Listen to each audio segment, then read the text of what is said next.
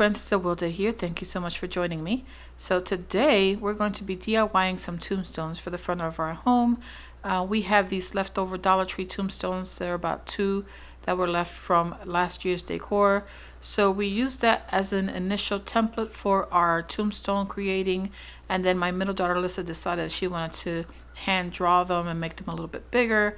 So we have various sizes, and here you can see that she is using a Sharpie to carve out or draw out the tombstones.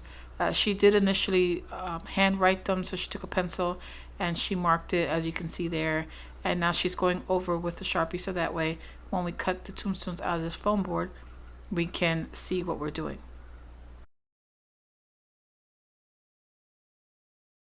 So if you're wondering what supplies and tools we're using, I will be listing them down in the description box below, as well as posting it on my blog, so you can definitely check it out there, or just look down in the description box below. As you can see here, Harvey is using our Dremel to cut out into the foam. You can definitely do that. You have to work very, very slow and be very careful because the Dremel can overheat. But if you don't want to do that, and if you have one of those hand saws available, you can definitely use a hand saw.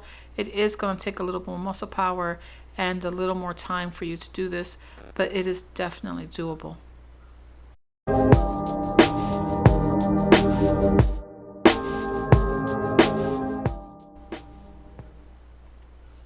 If you are new to my channel, welcome. My name is Awilda, and this is HipnCreative, where I share videos on cleaning, organizing, DIYs, home renovations, and some seasonal decor. So if you like those types of videos, then definitely hit the subscribe button, and also make sure to click that notification bell so you'll be notified of when I post future videos. I try my best to film and share videos with you on a weekly basis, and my intention is to continue doing that in the hopes of actually adding more videos to this channel. So if you like these types of videos, then definitely hit that subscribe button. So back to the tombstone. As you can see here, we are actually carving out with an X-Acto knife. Now this X-Acto knife was from the Dollar Tree. They have them in pink and they also have them in black, and you get 3 in a pack for $1.25, which is a very good deal. And right now Alyssa's just trimming out and carving out into the tombstone to kind of give it that more weathered look, like it's broken or decaying.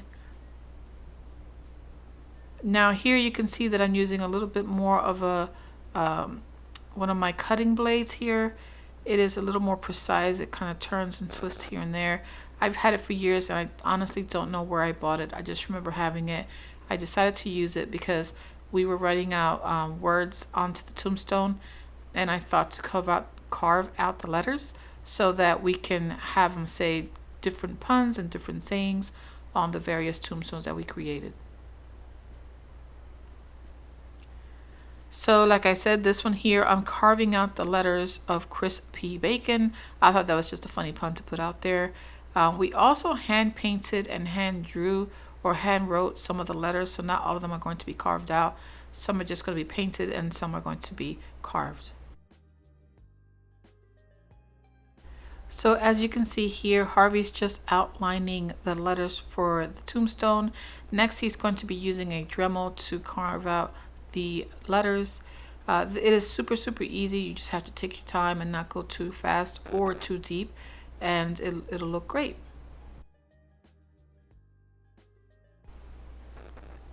Just to give you an idea of how fast or how slow the process is to carve out these letters, I have this sped up to 8 times the speed, just to kind of give you an idea of how fast or how slow the tool is. You have to really take your time, and Harvey likes to clean up as he goes just so he doesn't make a huge mess, and I do appreciate that.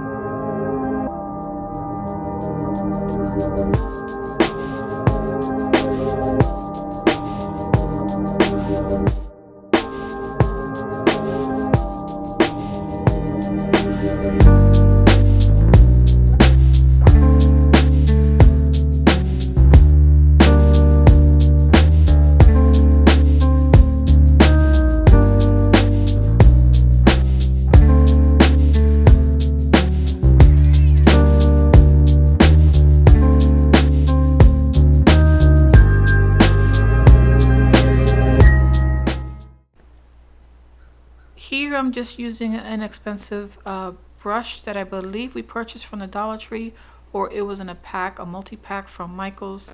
And I'm just using some leftover black paint to paint the insides of the tombstone carving. And that's pretty much it, just to keep it nice and simple. I did make a couple of mistakes here and there and kind of smudged the lettering, but it just added to the look and feel of the tombstone, so I wasn't too worried about making it perfect because we wanted those imperfections in our tombstone.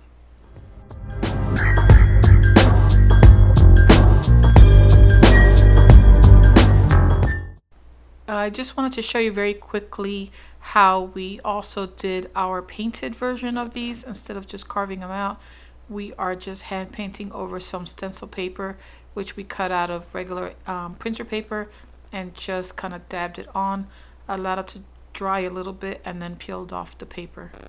In case you don't want to carve or can't carve it for whatever reason, you have this option as well, which comes out really, really well.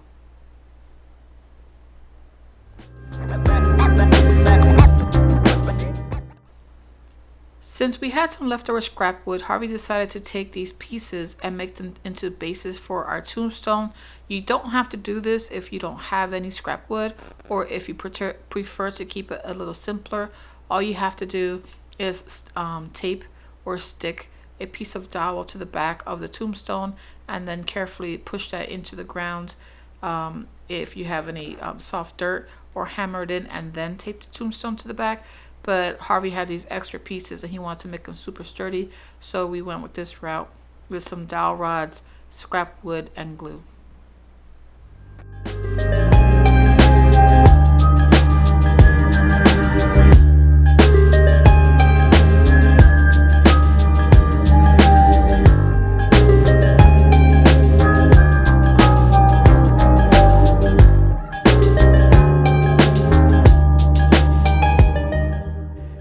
As you can see here, we're adding a little bit of those window spray foam. We did have this left over in our stash. We didn't run out and buy these because we weren't planning on doing this, but when Harvey was taking out the scrap wood, he found the styrofoam piece, window foam. So we decided to give it a whirl and see what it looks like with them. We absolutely love the way it looks, so we decided to continue spraying the spray foam on all the tombstones and allowed it to puff out and dry, which added to the look of the tombstone, almost as if it's dirt coming through the flooring onto the tombstones.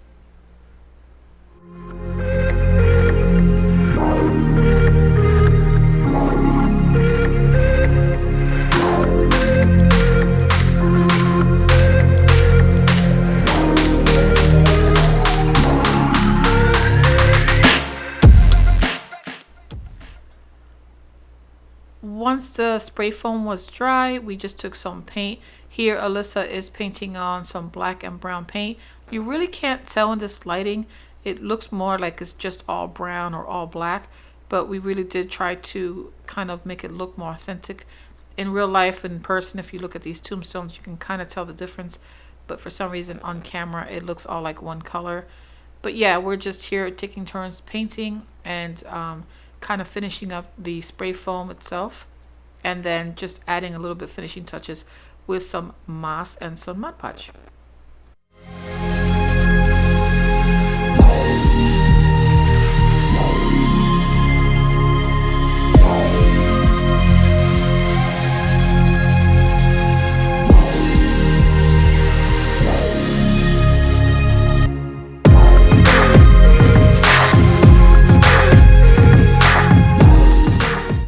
After allowing the tombstones to dry a bit, we were back at it after dinner, and we decided to add a little bit more authenticity to the tombstone. Here Alyssa's taking a brush that she dipped in some water and some paint and kind of just allowed it to kind of like sloppily slap it around the tombstone and rub it into certain areas just to give it a little more like it's worn and dirty, and kind of like trash it up a bit, if you could say. So here, yes, she's adding a little bit of paint, and then she's kind of like bringing the paint down with some a wet brush, kind of like to smudge it around.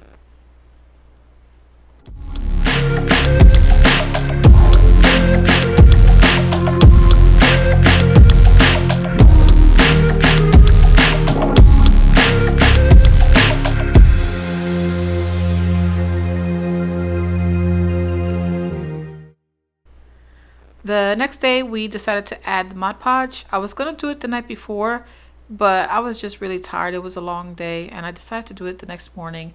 And once the Mod Podge dried, we decided to add some spray paint to the rest of the tombstone, as well as paint the wood that you see exposed there with just some black spray paint, and kind of give it that hidden authenticity, so that when we decided to stick it into the ground in the morning after it dried, it would look really, really cool.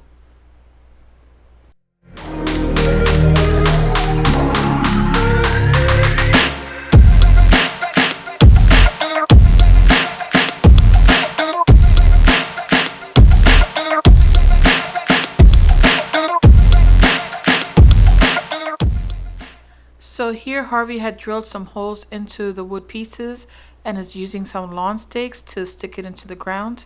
You can definitely use any type of material you have. We just had these old lawn stakes. As you can see, they're very old, they're kind of rusting. So he's just using it to secure the tombstones onto the dirt floor so that it does not tip over when the wind blows.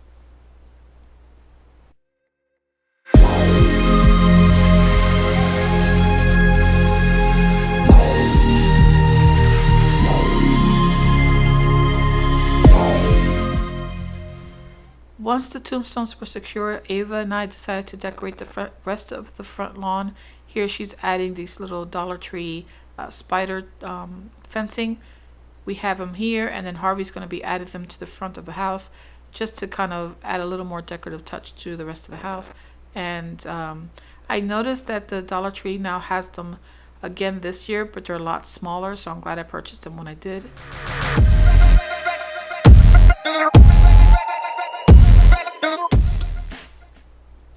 Again, this is just Harvey adding the chain spider stakes onto the front of the house. I think they're so adorable. I really love them a lot.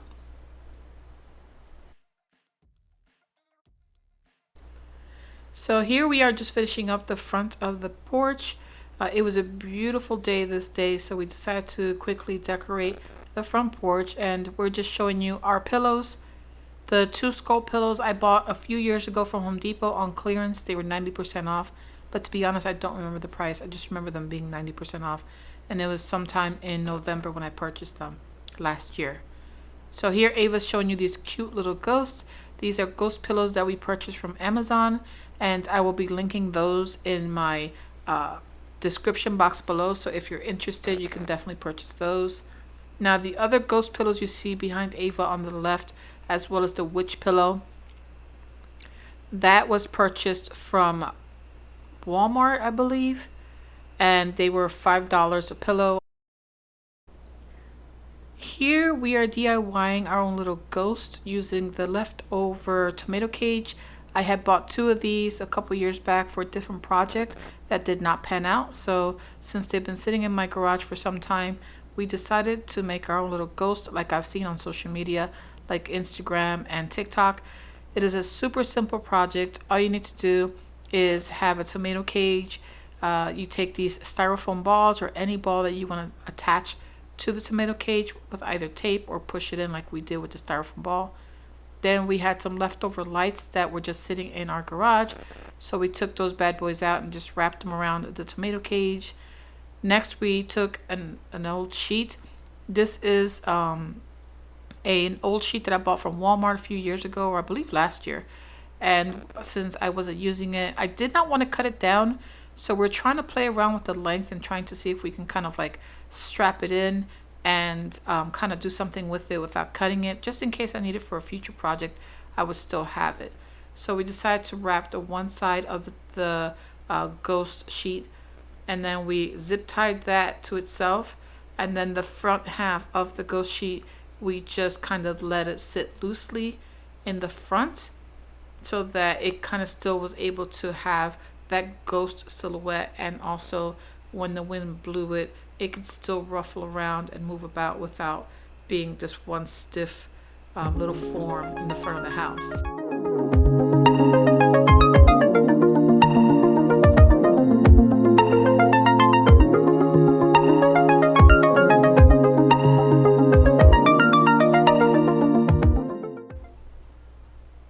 Now we're just adding these cute little pumpkins that I purchased as a set A few years ago, I believe I purchased them from Target, but it's been some time, so I don't truly remember. I should just check the packaging I still have, but to be honest, I don't remember where it is that I purchased these pumpkins from. I just know that they're adorable, they light up, they work great, and everyone seems to love them, so we use them every year. It's been raining here in Springfield, so I wasn't able to record the light up ghost or the pumpkins. So unfortunately, the only thing I have is the finished touch, which is this little picture of it during the daytime. But like I said, it's been raining, so I wasn't able to share a night picture. Here, as you can see, Harvey's just adding my wreath to the door. This is the same thing I do every year. Since we have this old door here, we are going to be replacing it eventually, but for now we just zip tie our wreath to it and just call it a day.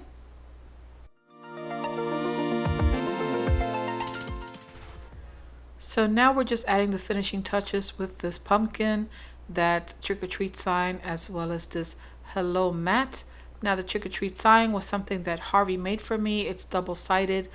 On one side it says trick-or-treat, and on the other side it says grateful, which I absolutely love.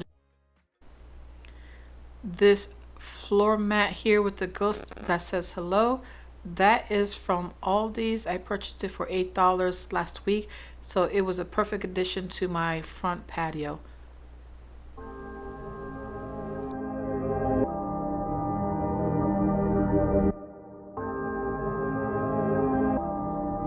And here is the front porch finished off and decorated for Halloween.